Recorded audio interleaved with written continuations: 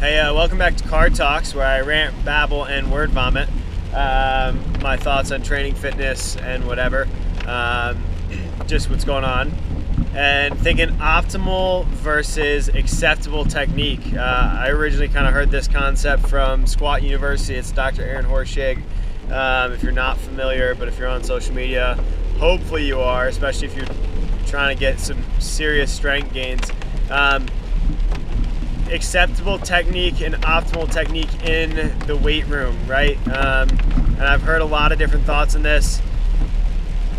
Not every rep's going to be perfect, right? Especially when we're training athletes, right? We're not training professional lifters, we're training athletes. We want them to be good athletes that are decent weightlifters, not good weightlifters that are decent athletes.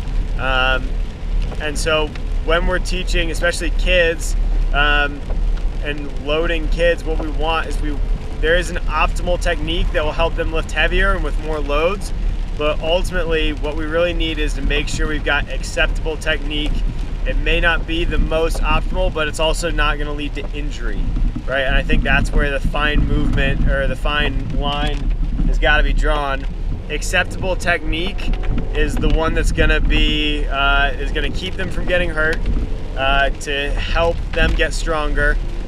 Is it optimal for lifting the most weights? You know, maybe not.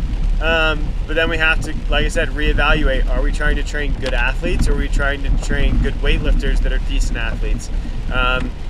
Let's be real, there's not a whole ton of money in weightlifting sports like weightlifting, powerlifting, or strongman, unless you're at the highest and elite levels. And even then, you know, as far as I can tell, most of the powerlifters and weightlifters that are out there that are high level make their money off social media. So it's just kind of this thought, you know, acceptable versus optimal. What are you teaching? Why are you teaching it? And why are you learning it?